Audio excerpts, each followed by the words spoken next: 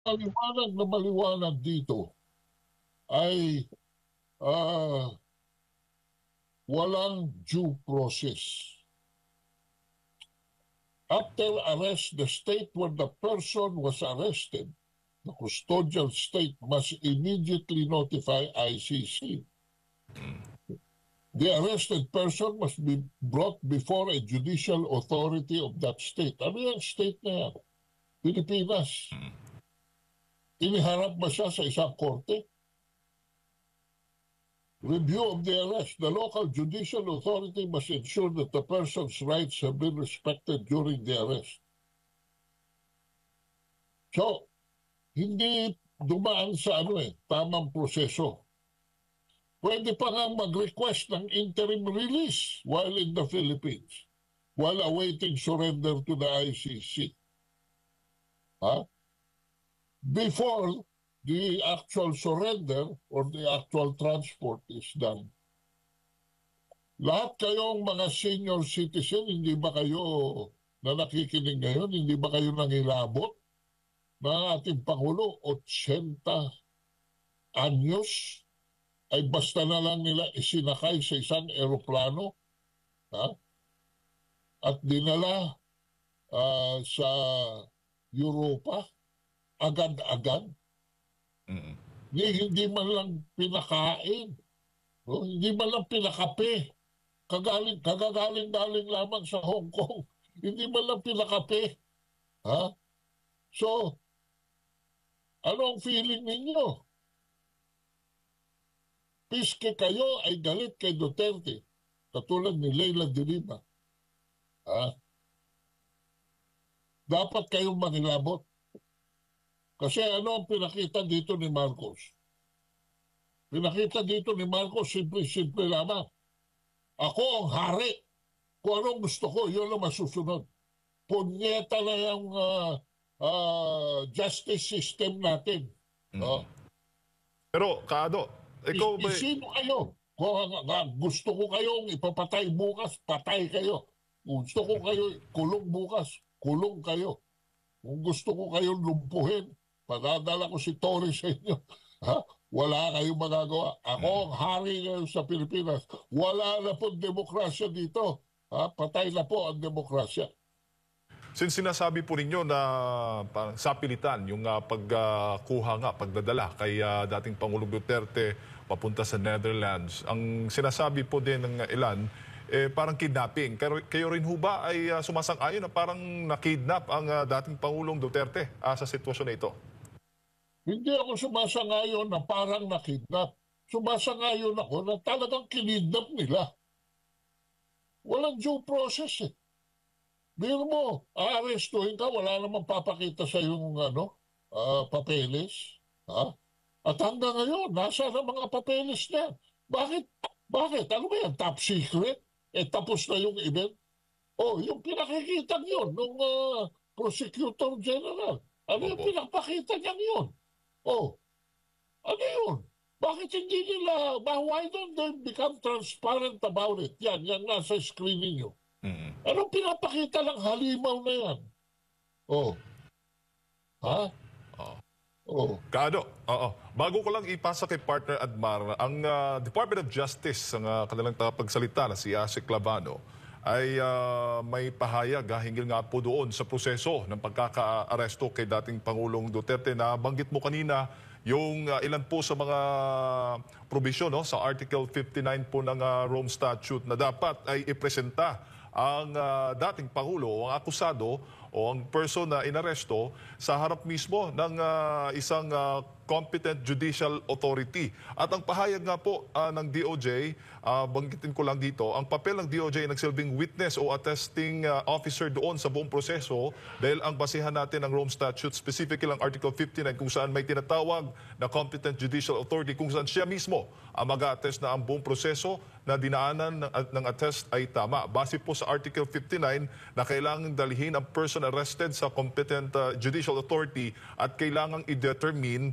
na in accordance with law ang arrest. Kailangan na ma-identify ang tao mismo na siya mismo ang subject ng warrant of arrest. Kailangan din masabi na ang proper process ay dinaanan at ang karapatan ng subject ay nirespeto. Yun po ang naging papel sabi ni DOJ Asik Clavano, ang DOJ, kami ang nagsilbing competent judicial authority. Ang DOJ daw, nagsilbing competent judicial authority. Kami na rin ang nagsisilbing counsel o consultant dito sa international law. Hindi ho ba Department of Justice ako po ng ehekutibo at hindi po ng judiciary?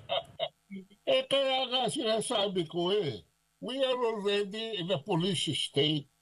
We are already, si Marcos pasista na. Absolute, hindi lang authoritarianism yan ang tatay niya. Absolute power na siya. He's already a monster to our democracy. Pagpalagay na natin. Alam mo, yung gago na yan taga-DOJ. Pagpalagay na natin, alisin na natin yung Rome Statute. Abogado lang yan Disusi yung mga abogado Depende sa binabayad sa kanila Attorney's fees. Itong si Dilima, isa pa ito. Ano sabi niya? Cite ni Dilima Republic Act 9851. Ito, batas na natin ito 9851. Pero binaluktot niya. Ano sabi ni Dilima? The Philippine government has the option to surrender Duterte to the ICC without any judicial approval. Without. Ito talamak na pagtutwist ng batas Lawyer to taga San Beda pa rin. Kinahihiya namin to sa San Beda si Dilima. Sabi niya, without any judicial approval. Babasahin ko sa inyo ang pertinent provision ng Republic Act 9851, Section 15. Applicability of international law in the application and interpretation of this act. Philippine courts shall be guided the following sources. Relevant international treaties and conventions ratified or acceded to by the Republic of the Philippines. Ano yung relevant international treaty na yun? The Rome Statute. But we opted out of the Rome Statute on March 16, 2018. Be that as it may, ito na yung portion na binabaluktot ni Dilima. Chapter 7, Section 17. In the interest of justice, the relevant Philippine authorities may dispense with the investigation or prosecution of a crime punishable under this act if another court or international tribunal is already conducting the investigation or undertaking the prosecution of such crime. Okay. So yung sinasabi ng DOJ, I will agree up to that na hindi na nila kailangan imbestigahan pa ang kasong ito dahil meron nang nag-iimbestiga na international tribunal. Okay, pero hindi doon natapos. Instead, the authorities may surrender or extradite suspected accused person in the Philippines to the appropriate international court, if any, or to the state pursuant to the applicable extradition laws and treaties. Is the Department of Justice capable of depriving a person of his freedom and movement and send him abroad? Not even the President of the Philippines, using his proper discretion, can do that. It's only the court that can decide whether you can be devoid of your basic human rights.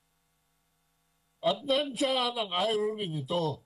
Ito mga punyetang mga advocates ng human rights, na nag-iimbento na 30,000, 27,000 daw, ganung mga 6 to 7,000 lang ang mga katawan na ang corpus delicti na nabilang diyan sa drug war na yan. I don't care if 30,000 or 1. Miski na isang Pilipino lamang, hindi kayang ipagtanggol ng ating Pangulo. At mag-iimbento pa sila ng mga Paano naman naging judicial authority? And you are in the executive branch, you idiot. Oh, ayan. Nabuksan ninyo ang isa pang gusto ko. Ayoko sanang sabihin. Admar. Pero tayo ngayon, may sindikato na nagpapatakbo nitong ating bansa ngayon. Specifically sa kaso na ito. Oh, sino? Yung isa, Secretary of Justice. In charge siya